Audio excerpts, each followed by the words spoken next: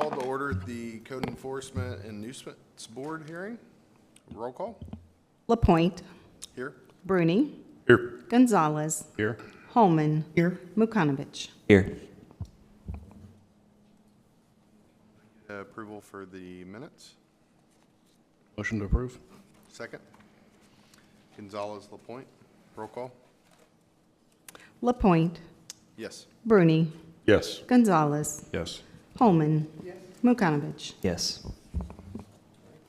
And can I get the staff to be sworn in? Do you swear to tell the truth, the whole truth, and nothing but the truth so help you God? All right. Madam Clerk?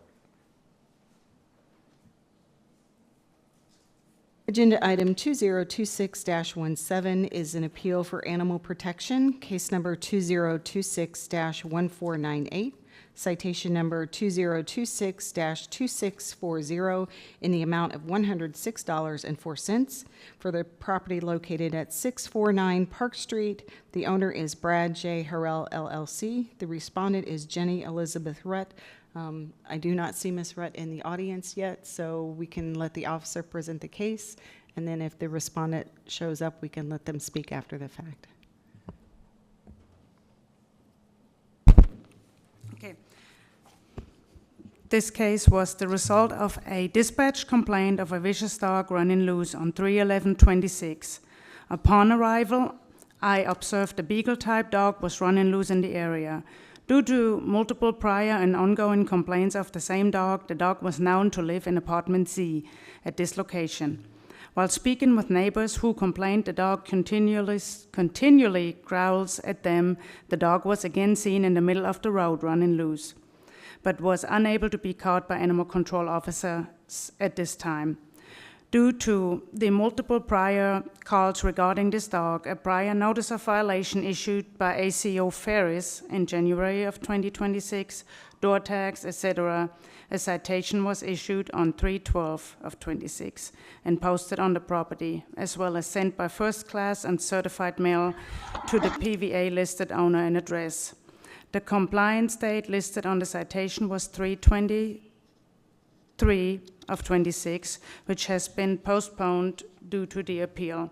The violations listed on the citations were trespassing, frightening, and molesting, running at large. On 3/14/26, another call was received and dispatched for the same dog running loose. On 4/6/26, another call was received and dispatched for the same dog running loose. I responded and observed the back door of the residence at apartment C standing open, and neighbors reported the dog was running loose again. Since December of 2025, when incidents involving this animal at this location began, there have been 10 calls received, dispatched by the police department, see list below, regarding this animal, including an incident on 12/31/25 involving injury to a child allegedly caused by the dog.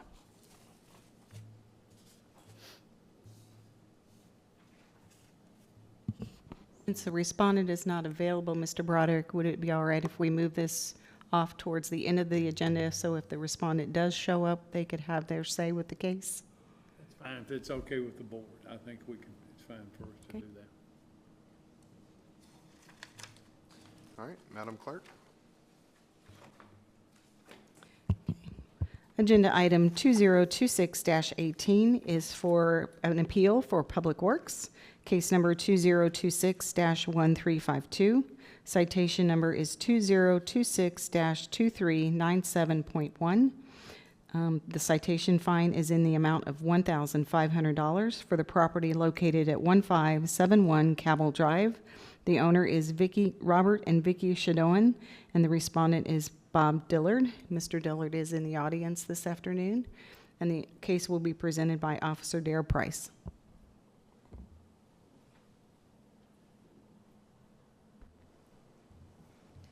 This case was the result of a routine inspection conducted on 4/2/26. During this inspection, the following violations were observed: improper construction entrance, the roadway had mud that needed to be cleared due to motorist safety hazards, best management practices, which are methods used to prevent or reduce the discharge of pollutants, especially sediment from the construction sites, needed to be installed for silt runoff prevention. Examples of this would be rock checks, silt fence, straw wattle, sandbags, etc. Grading is needed for ponding water on the neighboring lots that were utilized during construction. Chapter 21-4.01 of the COBG BMP manual states that they are to be returned to original state before construction took place. No permit was submitted for the two neighboring sites to be used during construction. Chapter 21-3.03 in the COBG BMP manual. In the duration of construction of this site, there have been 3 field inspections on 1/7/26, 2/19/26, and 3/6/26. On 3/6/26, a notice of violation was issued with the 3rd failed inspection. An email detailing the violations, including photos and the notice of violation, was sent by email to the listed contractor for the permit and to the PVA listed owners by regular mail and certified mail to the address provided. The compliance inspection date was set for 3/19/26. On 3/9/26, Mr. Dillard responded to the email, stating he would install BMPs in a day or two and gave various reasons as to why he has not remediated the violations. On 3/10/26, BGPW staff responded to Mr. Dillard's email acknowledging weather conditions can affect job progression, but reiterated the things that could still be done during wet weather conditions and the importance of utilizing favorable weather days to complete the other listed items of concern. BGPW staff also informed him of the importance of applying for a permit for using another property for construction access and storage and that the required permits are to be obtained before the next inspection date on 3/19/26. On 3/16/26, Mr. Dillard called to discuss the notice of violation that had been previously issued and left a voicemail. On 3/17/26, BGPW staff returned the call to discuss the conditions of the violations. BGPW staff reminded Mr. Dillard that when a final is issued for the building constructed, that it is important to urge completion for stormwater regulations before the construction crew leaves the job site. Mr. Dillard stated that he would be willing to meet on the job site to discuss what was needed for compliance. Staff agreed to meet on site that day. In the duration of this call, Bowling Green Public Works staff explained the minimum requirements needed for compliance. Mr. Dillard agreed to the requirements and to stay in contact with staff providing updates on remedial efforts. Mr. Dillard reassured that the vacant lots would be stabilized within the next 2 weeks and a construction entrance would be put in to prevent mud track out on the roadway while the pool house was nearing its completion. After the information was provided in detail by phone to Mr. Dillard, it was decided that it was not necessary to meet on site that day. On 3/25/26, BGPW staff sent a courtesy email to Mr. Dillard after several favorable weather days and no correspondence on his part to ask for updates regarding the site and why there has not been progress since the last phone conversation.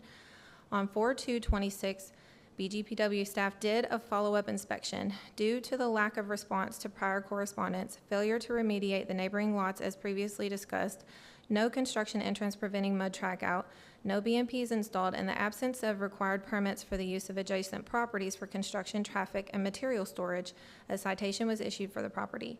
An email detailing the violations, including photos and the copy of the citation, was sent by email to the listed contractor for the permit and to the PVA listed owners by regular mail and certified mail to the address provided.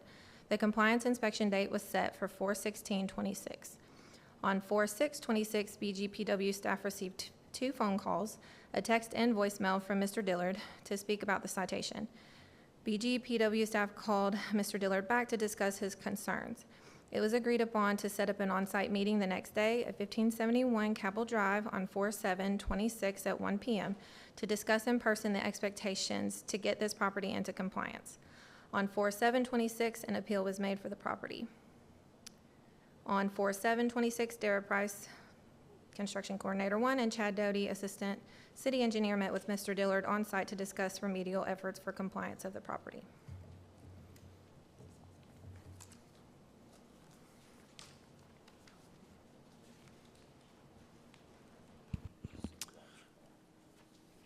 All Mr. right. Dillard? We'll go ahead and swear you in. If you would, raise your hand. Do you swear to tell the truth, the whole truth, and nothing but the truth, so help you God? All right, and state your name, please. Bob Dillard. All right. I'm going to start out with a picture here of when I started the original project, which is lot 6. I'm sorry I don't have all the fancy stuff they got. I apologize. Watch that cable there.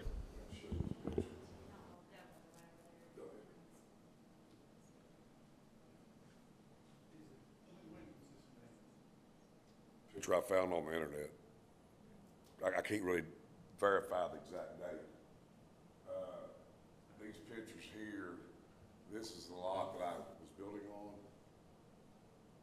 This is the lot next door to it. This is prior to construction, this is the other lot next door to it. These are the two lots in question on each side of the lot I'm getting ready to get started, okay? You can see that it's all dirt. I mean, I think it's pretty obvious in those pictures that you're seeing very little grass in these pictures. Dirt, that's the lot I'm building on. There's a lot next door, all dirt.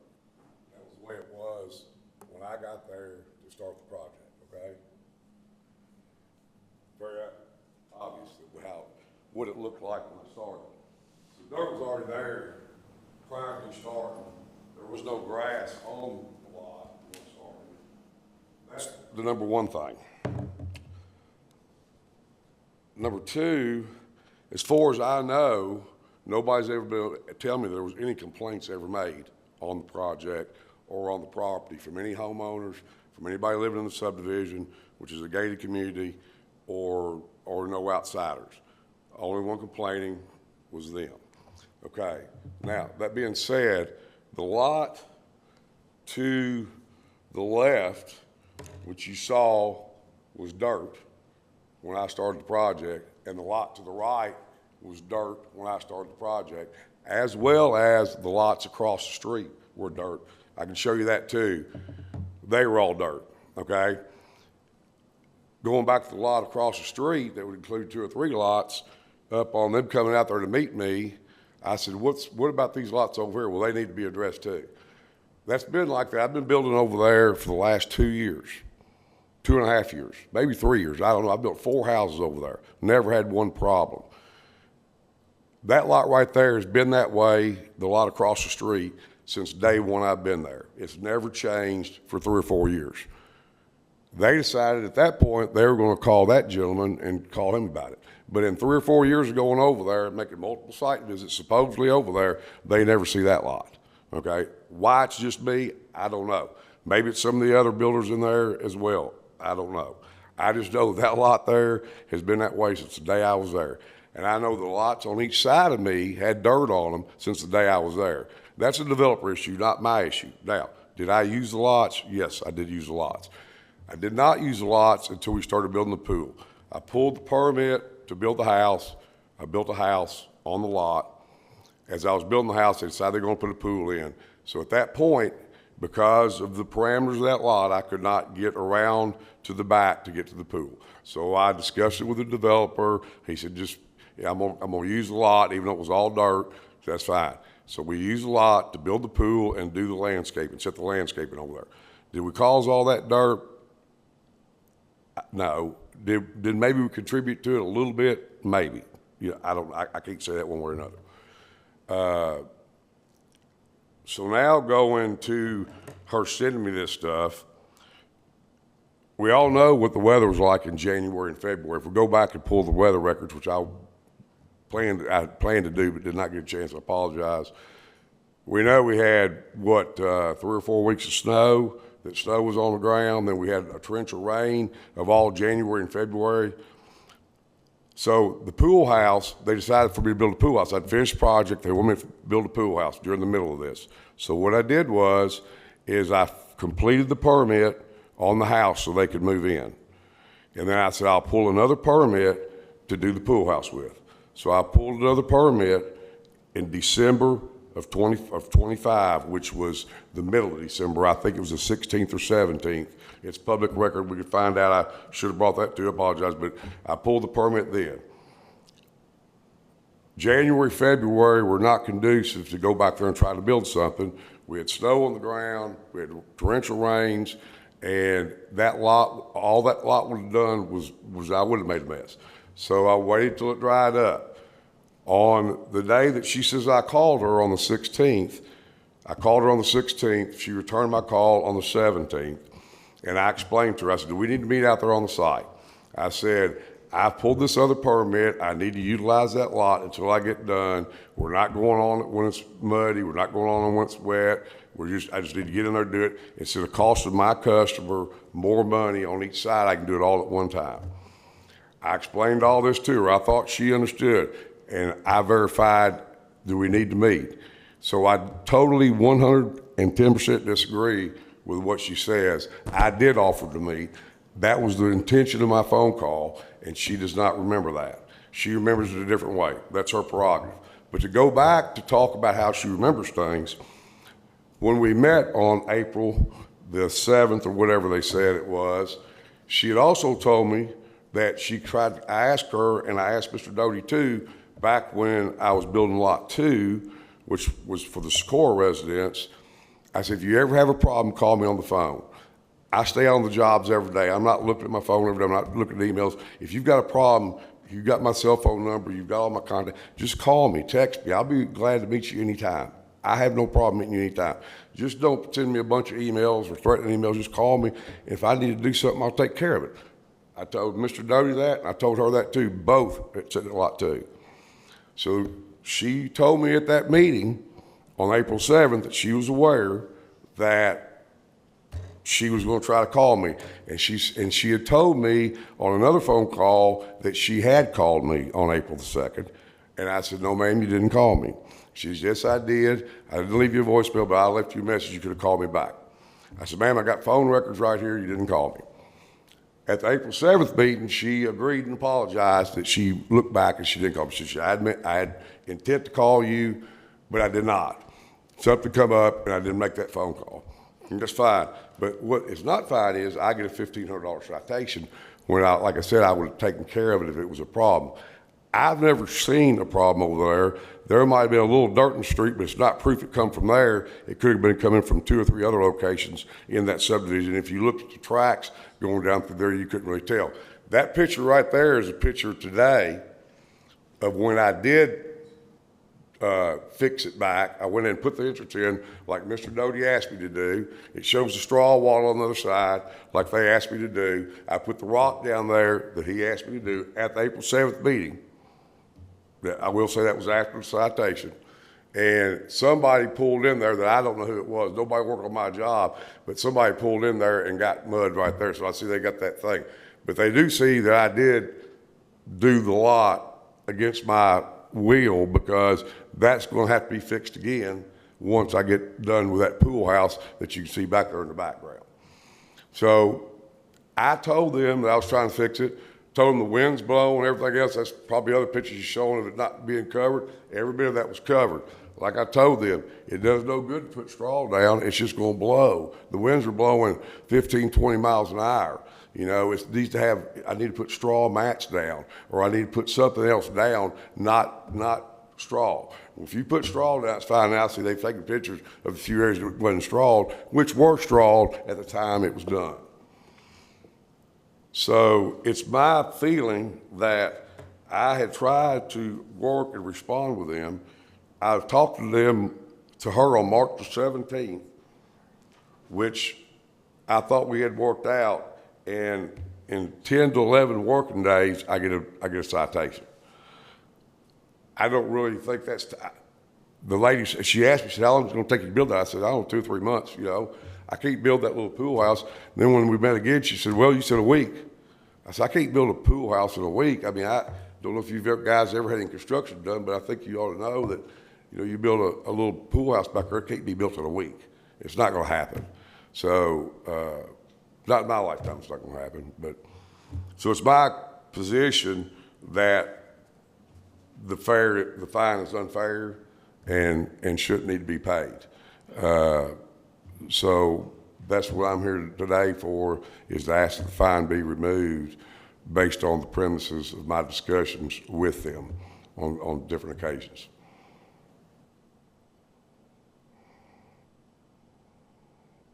And like I said, as you can see, if you look at any of the pictures, you look at the picture I showed you when we started the house, there wasn't much difference. It was like that when I got there. I inherited the problem because I did use the lot, and I agreed that I used the lot. But all that wasn't done by using the lot. So that's my position. How many lots are in that little subdivision? How many lots? I wouldn't have a clue. I'd say 30 or so. I'm not sure about that, but that'd just be a guess.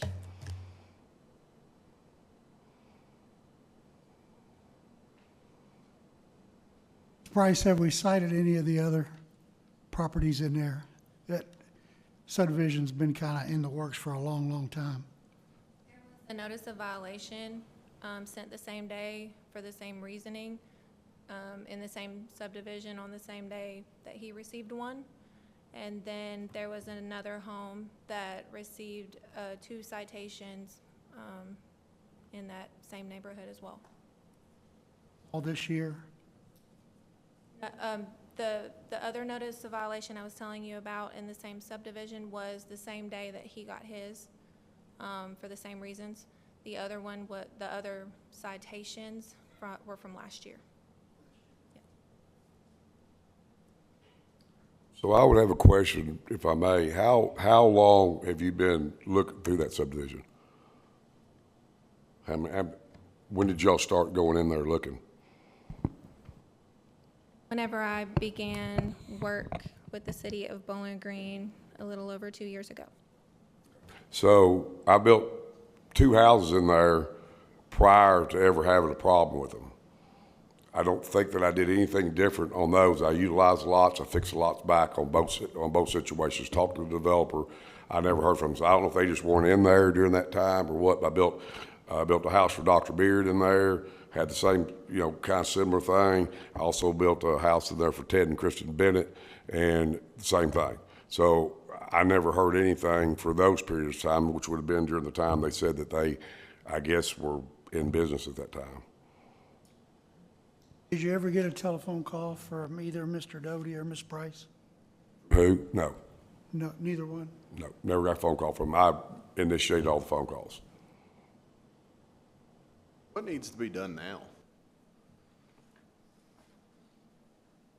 It looks like he definitely stabilized to our standards. We accept seed and straw. We accept straw matting. We didn't specify which one we kind of leave that to their leisure on what to use. So the fact that he put seed and straw down is great. Chad, or Mr. Doty, said that the entrance that he put in was okay as long as he kept, mud out of the roadway. And then there is straw wattles there next to it, which is considered a BMP. So there has been some effort made since we had that on-site meeting. Straw wattles were there all along. Straw wattles were present since day one, because I run the straw wattles all the way down. So the day we met, even on you can pull your pictures back up from March 16th or 17th, and you can see, you'll be able to see the wattles in there then. So how much longer is it? See the wattles right there. How much longer is it gonna sit like this? I would say that we've got, I think, brick now, where you've got it insulated. We're getting ready to drywall the inside of it. Month, no longer than 6 weeks.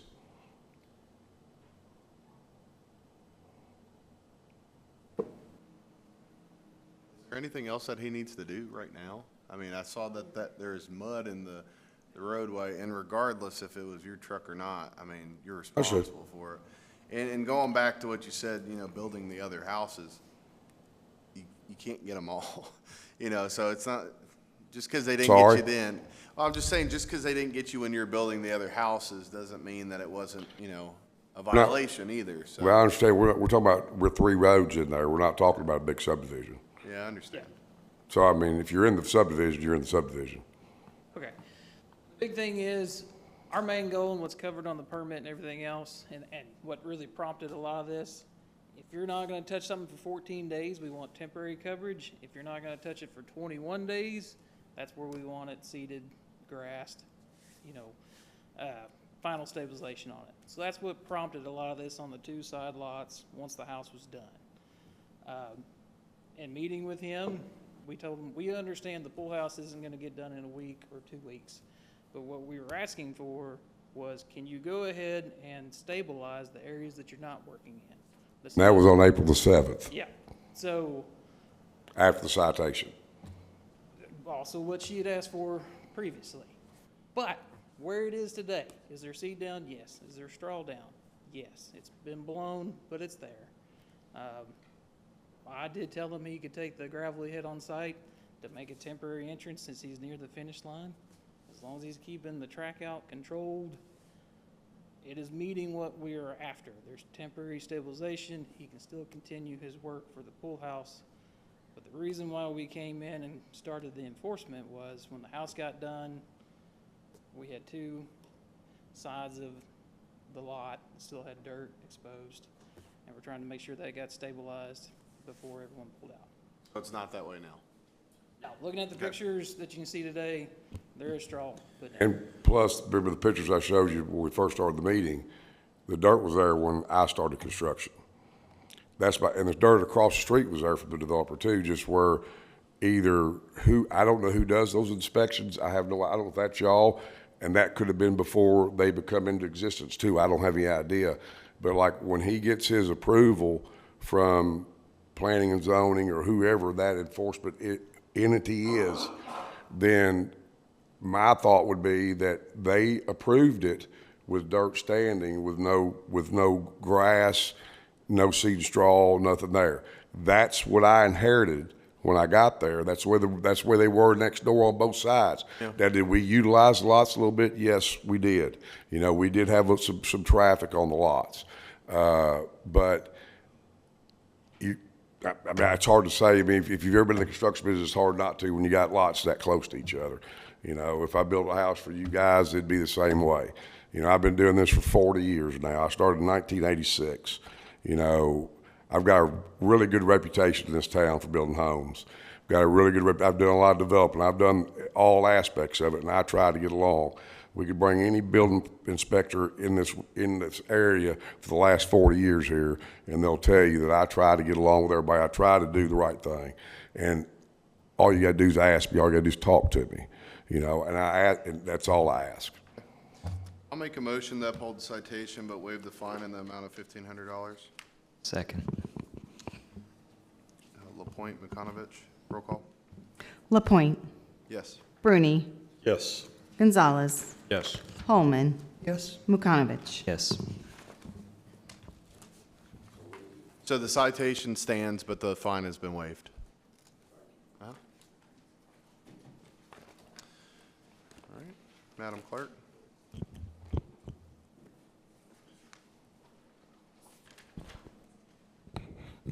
Moving on to old business. This is an appeal for Public Works. This was heard at our last hearing, so it's being reheard this month. This is an appeal for case number 2025-9506, citation number 2025-14121.12, with a citation fine in the amount of $256.04. The property is located at 1641 Media Drive. The owner is Glenda Faye McFall, and the respondent is Melvin Coulter, and Officer McKenna Tabor will present the case. This case was the result of a complaint-based inspection that was conducted on September 18th of 2025. During the initial inspection, the following violations were observed for an accumulation of construction, demolition, and landscaping debris. And an NOV was sent to the PVA listed owner and address on that date with the compliance reinspection date of 9/30/2025. The violations were listed were that debris, and we've also received multiple complaints about the property, as well as there being prior complaint cases in May of 2025 and July 2024 for similar violations, and 7 code cases at this location since 2023. The property was inspected and remained in violation on multiple occasions between October 2025 and February 2026. During that time frame, there were multiple conversations with the tenant regarding the property, but little to no progress was shown towards compliance in that time frame. And on February 12, 2026, the property was inspected and remained in violation. There had been no contact or update from the property owner, and it was verified with the building division that a permit would be needed for a structure that was being constructed in the rear of the property. After consulting with the division manager, a citation was issued and posted on the property, as well as sent by first class and certified mail to the PBA listed owner.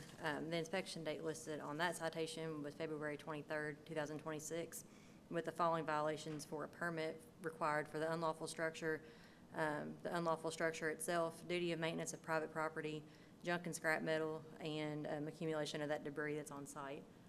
And there's that first citation that was posted, and the condition of the property on that date of the 12th.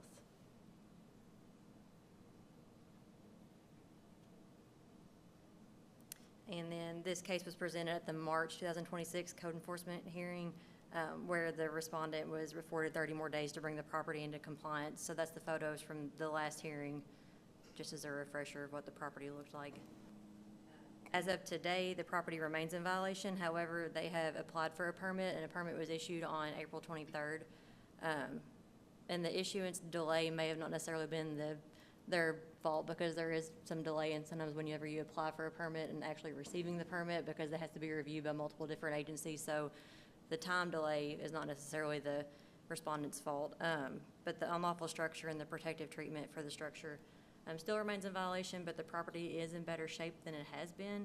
Like I said, the permits are on file, and as long as they continue working with the appropriate agencies to work towards compliance to fulfill those permit requirements. But from our end, as it stands, the structure there will need some either paint or something to bring the protective treatment, to have some kind of protective treatment for it, because as it stands, it's still in violation for the protective treatment requirements.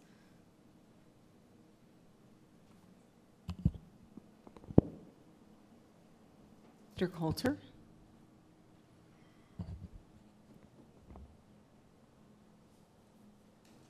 Do you swear to tell the truth, the whole truth, and nothing but the truth, so help you God? I do. All right, state your name, please. Melvin Scott Coulter. Okay. I don't know what you want me to say. The property's been cleaned up. There's no debris remaining. It's been raked. It's been thrown away in the trash can still out back. I mean, you want protective cover on the building? That's fine. I've got 3 gallons of paint sitting inside that was been waiting to do it. But protective cover was not mentioned during the original hearing, so we focused on getting the yard cleaned. Ms. Kacha was there. She was called out due to an issue with the neighbor complaining about the chickens. She can confirm the yard is a lot better, completely cleaned.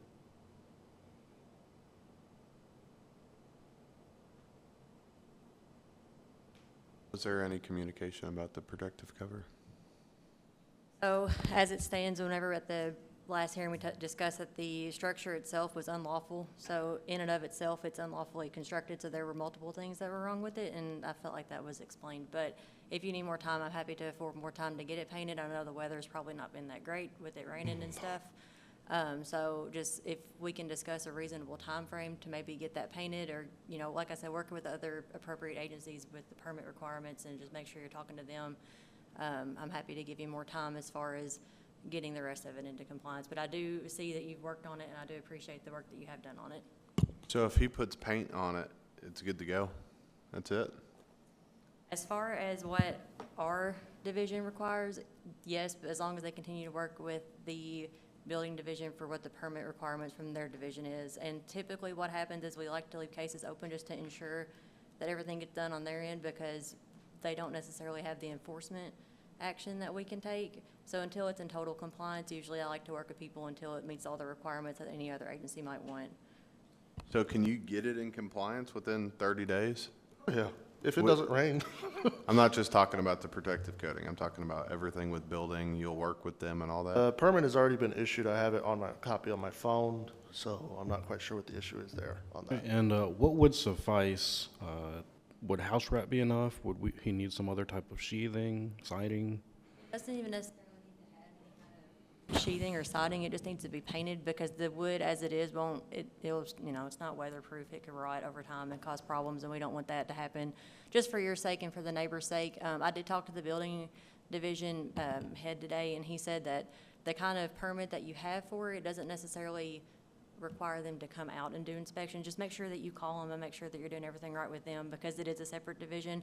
But I'm happy to give you more time, because I do see that you've worked towards compliance, and I appreciate it.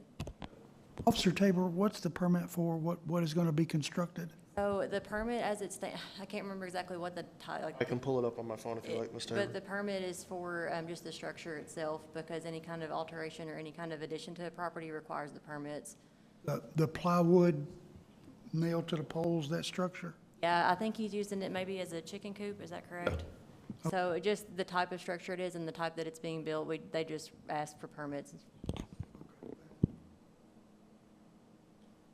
I'll make a motion to table this until the next hearing. Second. LaPointe, Bernie, roll call? Lapointe, Yes. Bruni, Yes. Gonzalez, Yes. Holman, Yes. Mukanovic. Yes. You guys, I'll work on this table and get the specifics on what needs to be done exactly. Thank you. Thank you. You have my phone number, right?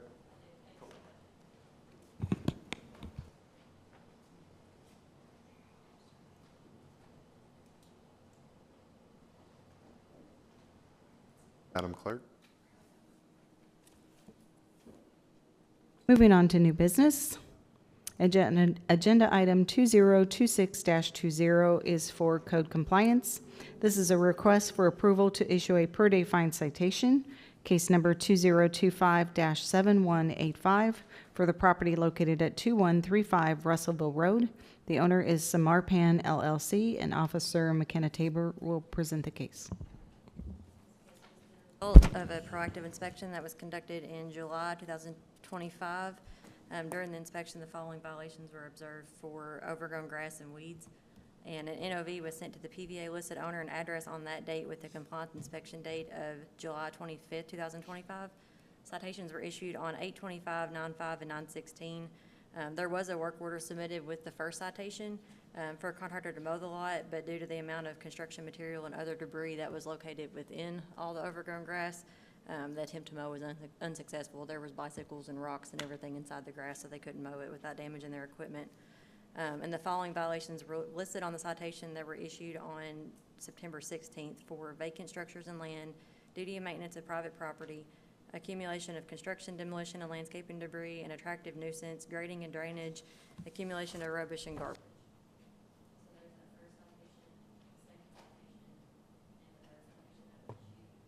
And at the November 2025 Code Enforcement Board hearing, a request is approved for per-day fines for this property.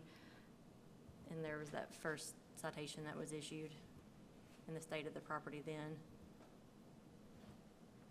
As of today, the 60-day time period has elapsed on February 2nd, and the property remains in violation. There's been no contact from the property owner or anybody affiliated with the property at all, or any kind of noticeable effort made to bring the property into compliance, and so this is a request for authorization to issue a second per-day fine. As of today, it still looks the same, a lot of overgrown grass over there. This property does back up to the Spring Hill subdivision, and as you can see in that picture, and these pictures, that those are right directly behind those houses, right there in the Spring Hill subdivision, right through their gates. And just, this case has been open for 280 days. This case is in regard to the large vacant lot behind, it's called Leo's Liquors. It's a liquor store on Russellville Road. So adjacent to Russellville Road and the Spring Hill, there is a discrepancy regarding the addresses in the city mapping and computer systems, and PVA also has different things as well as permits in the CDR process. Historically, the property was built as 2205 Russellville Road, but the parcel was split on a smaller lot on the corner, and so then the address was changed to 2135 Russellville Road. Planning and zoning and the city mapping currently show the entire property as 2135 Russellville Road, and PVA shows it as 0 Russellville Road, and the smaller corner lot where the store actually sits is 2135 Russellville Road. So just to add to more confusion for what the property is actually called, plans under review with planning and zoning for the property has the entire property as 2205 Russellville Road. So for the purpose of this case and all citations that have been issued or will be issued, the property is going to be listed as 2135, but they're all linked to the 0 address and are intended to cover the large lot that is not maintained and is overgrown, as you've seen in the pictures. Okay. I do have a question. How long until we send somebody out to take care of it? So we've tried, and we've not been able to have any kind of contractor to be able to complete the work due to all the debris inside of it. There's, like I said, there's rocks and bicycles, and I'm not being funny, there are bicycles and rocks and everything inside there, and the couple people that we've sent, they would have to bush hog it, and it damaged all their equipment. And I just don't think they're willing to damage their equipment to do something that this person's just, the property owner's not compliant to do. I will make a motion to authorize issuance of a per-day fine and citation in the amount of $100 to run for a period of 60 days or until compliant. Second. LaPointe, McConovic, roll call. Lapointe, Yes. Bruni, Yes. Gonzalez, Yes. Holman, Yes. Mukanovich. Yes. Okay. Agenda item 2026-21 is a code compliance case. It was removed from the agenda because it was found to be in compliance by the officer this afternoon, so we will not be requesting a per-day fine citation for that property. Moving back to the first case on the agenda, which was agenda item 2026-17, for the record, an animal protection appeal to citation number 2026-2640. The respondent did not show for the hearing. Stand as written. Thank you, Mr. Broderick.